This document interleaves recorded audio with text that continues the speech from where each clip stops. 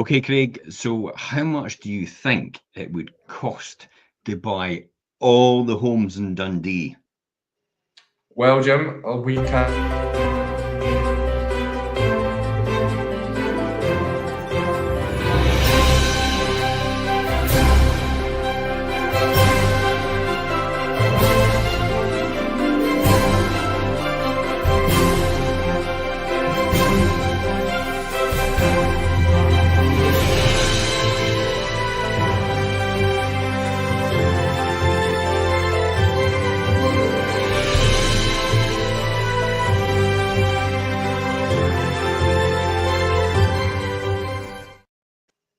Yeah, and that makes absolute sense, doesn't it? It would be that number. I'm pleasantly surprised by that. Sorry. Oh, sorry. Did everybody miss out? Right. Let's recap this. It's an interesting question, and it was actually posed by one of the Dundee landlords' teenage daughters when they dropped into the offices during the Christmas break, and geez, it seems ages away. This is weird because this is like the middle of January, and I feel like I've been here for about 3 months. Do you feel that same way? I can't disagree. I cannot disagree with that one. That's weird, eh? It's only 2 weeks almost, but the end of that, eh? Well, I didn't know the answer off the top of my head for this figure. I promised I would find out. So over the Christmas holidays and the period, as I do, I worked out the total value of the properties in Dundee, and just for a bit of fun, I worked out how much they've gone up in value since this guy's daughter was born in autumn of 2010. So let me give you a interesting statistic here, Craig. And for anybody tuning in and listening, in the last 14 years, the total value of Dundee property has actually increased by 34%, or 3.119 billion. Billion. That's nowhere near Elon Musk's net worth, by the way. Quite some way off.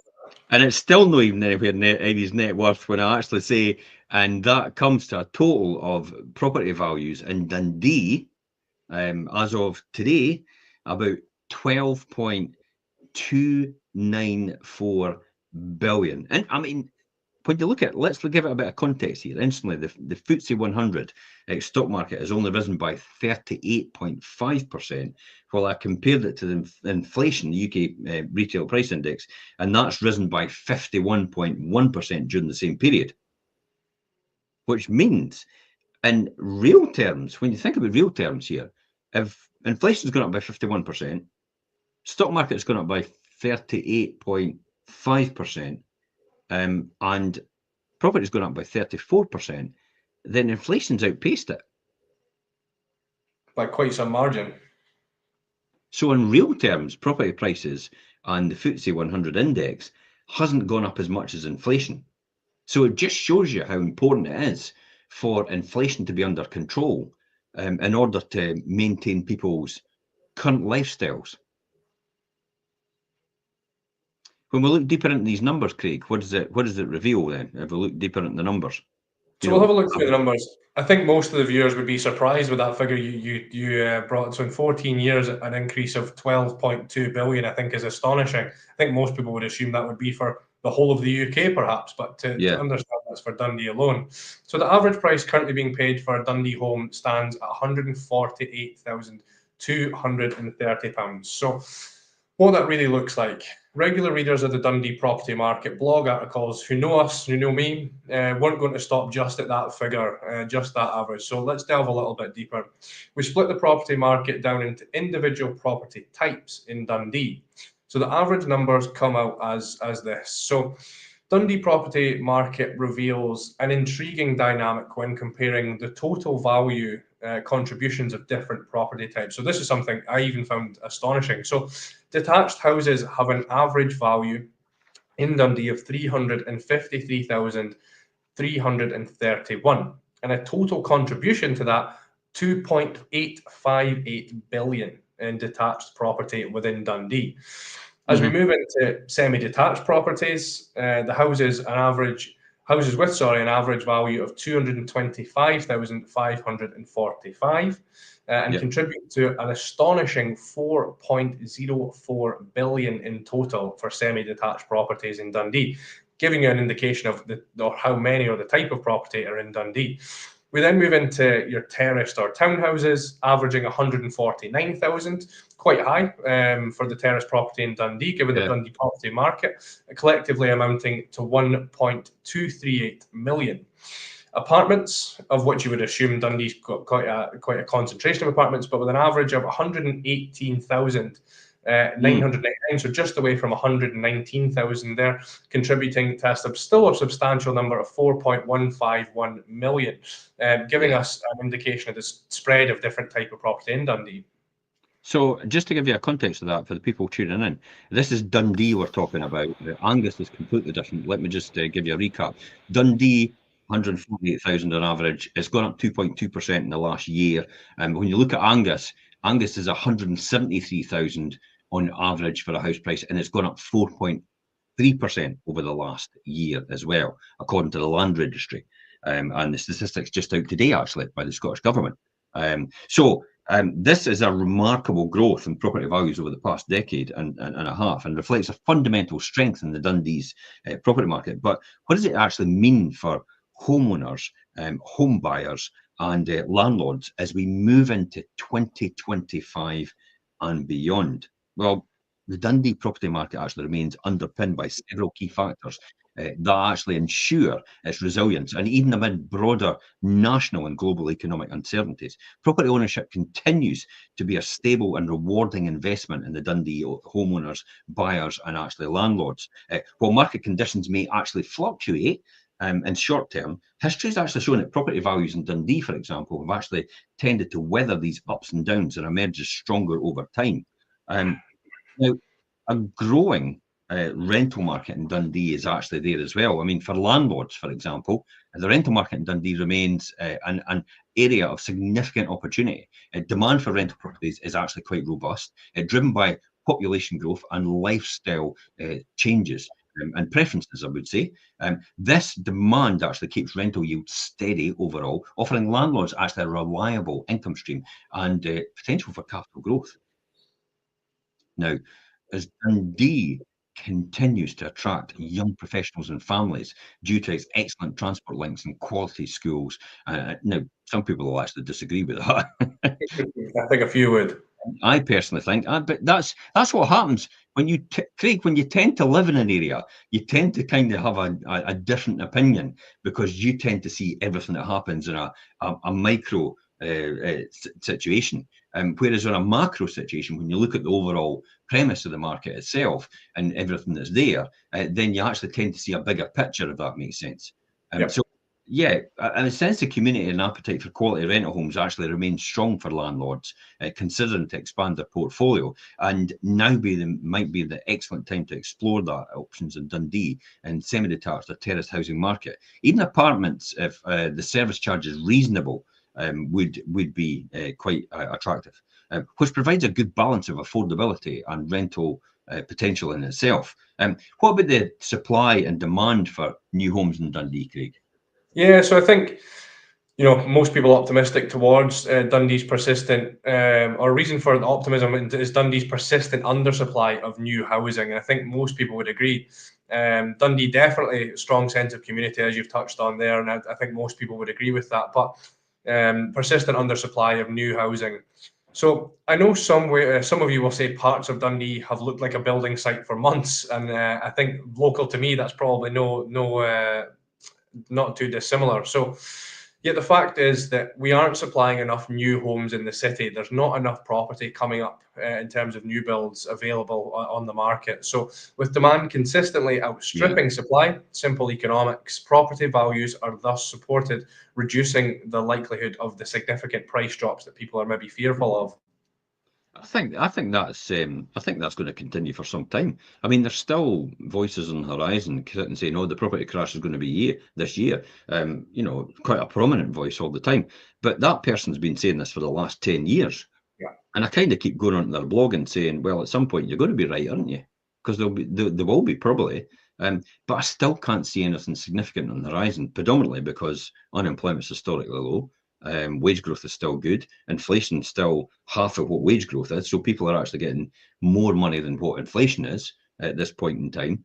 And then when you look at things like interest rates, well, interest rates is a difficult one because I've said it before. I'm not convinced that interest rates are going to, the base rates are actually going to drop down anytime soon.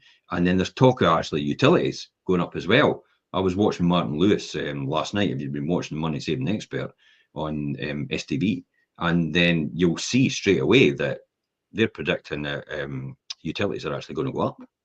So, and that will fuel inflation. Housing cost is definitely going to fuel that, which will affect base rates overall. So it's quite difficult to actually say with certainty what's actually going to happen. But I don't think it's going to be the rosy opportunity that everybody says. But I still think it's going to be balanced and stable. What's your thoughts on it, Craig? Yeah, I couldn't agree more. I think you're touching on Martin Lewis and the utility cost is something that I think most people are fearful of. My dad will be proud if he's listening to know that I do keep on touch with Martin Lewis, because a great place to find out information about what's going to be happening on your kind of day-to-day bills, day-to-day life.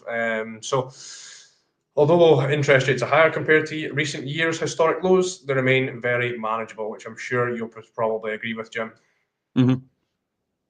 Definitely. I mean, swap rates are actually making a difference. I've surprisingly, because I fixed on a buy-to-let portfolio. I think it was about 30 or 40 properties with the Bank of Scotland when the interest rates when the base rates were going up historically high. And I went back to them the other day to say, look, I'm getting another 23 properties, so I'm going to put them into this portfolio. And they says, well, we could look at your existing borrowing and actually review that and maybe actually bring that into the one big pot. And Okay. And he actually did his homework and he says, actually, you're paying a lot more than what we can give you now. I'm like, whoa, wait a minute.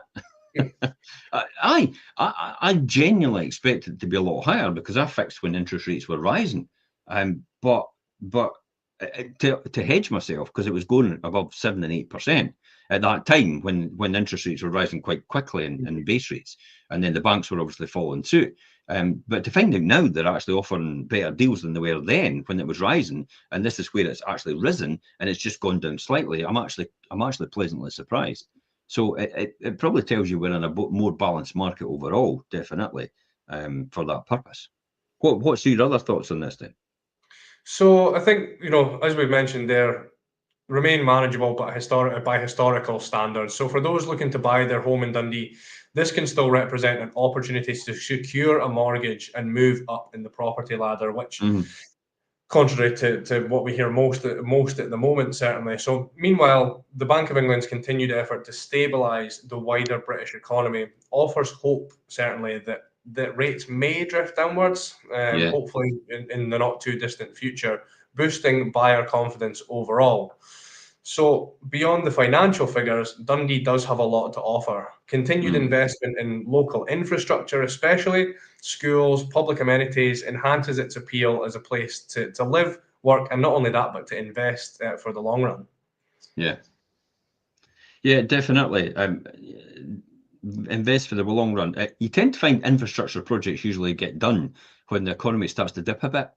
So the government realizes they're going to start spending money on infrastructure to keep the jobs in place and to keep the economy sustained. So you kind of find they pull off to that. But the clearest infrastructure just now is actually new build homes and affordable homes and social housing, which it seems to be a problem worldwide. It doesn't seem to be. If you're tuning in this and think it's just unique to Scotland or it's just unique to Dundee, no, it's the same in Spain. It's the same everywhere else. Around the world, there tends to be this because remember, we've got 8 billion people in the world, and it doesn't take a scientist to work out if you've got 8 billion people in the world and you're multiplying at X amount of rate, then you're going to have a lot more billions later on as a result of that. Even though, because the number of people, apparently, I heard quite a surprising statistic to say there's more people born every year now than there was actually died out of the whole time that records began. It's an interesting fact. I didn't know that at all. That is quite a surprising statistic. And there's more people born now every year than there was in the whole history of everybody dying. They've got records for. Yeah, but when you think about it, when they started records, it wouldn't grow that much, would it? So the number of people, when you think we're disappearing off these records, to the number of people getting added, because it's like compounding interest. But for people. Yeah, for the people, and when you get to the higher numbers, it starts to compound exponentially and actually get out of control, so to speak. So I definitely think it will be interesting on the horizon how they're going to sort this housing crisis if the number of houses getting built can't keep up with the number of people getting born or coming of age in order to be able to buy a house. There maybe might come a future where you'll go back to multiple generations of families living in one property. Certainly, the rate we're looking at the moment, and I think everyone's got their idea on how to build more affordable housing, and we keep getting told there will be more housing or more available housing, but I think that day is yet to come, and we can't, unfortunately, you can't outlaw supply and demand. It's something that will never go away, no matter, as you said, wherever you are in the world, whether it's England, Spain, etc. So, yeah, something needs to be done. But I mean, I was always navigating the Dundee property market. It can actually be complex, and we come back to that. But whether it's all about whether you're able to understand where you are right now, or what your strategy is. Are you a first time buyer? How should you approach that? Are you an upgrader? How should you approach that? Are you a downgrader? So in other words, are you a downsizer? So are you going from a bigger property to a lower property? I said downgrader, but it's not really. I mean a downsizer. So if you're going from a bigger property to a smaller property, how are you going to navigate that as well? And I think with the changing ways that estate agents done, for example, and even moving house is done as well, and all the different things that happen, like mortgages and solicitors and estate agents and letting agents and anybody else involved in that conversation is because about 50% of people, I think, move within the first 10 years, and the next 50% move after 10 years. When you think about how it's changed over the last 10 years in moving house, it's a dramatic shift in how it's done now. Yeah. Everybody still thinks it's what it was the same before, but I think the most important thing is actually to get advice and information from somebody that's actually qualified in that field. And I can't say any different than an estate agent.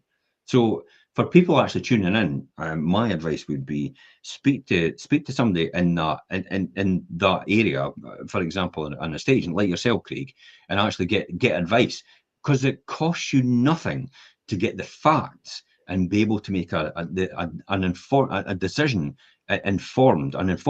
based on the facts delivered, rather than actually just what could potentially be an opinion, dare I say, from Facebook. I'm still frightened about how many people go into Facebook and actually ask for somebody's opinion on financial matters, and they don't have a clue about what their circumstances are.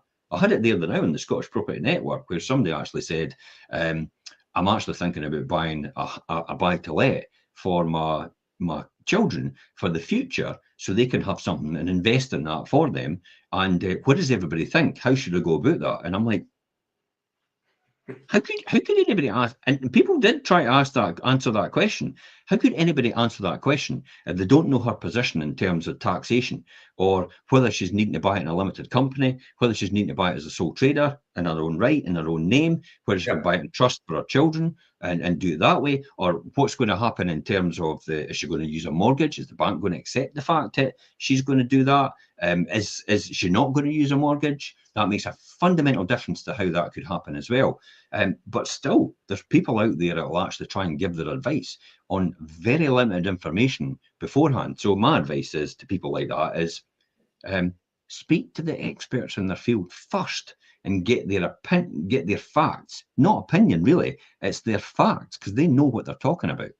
So that's probably what I could say out of this. But it's quite interesting to see overall that the average price in Dundee is 148,000. The average price in Angus is more at 173,000. Dundee's gone up 2.2% over the last year. Angus has gone up 4.3% in house prices over the last year, but still remaining extremely affordable.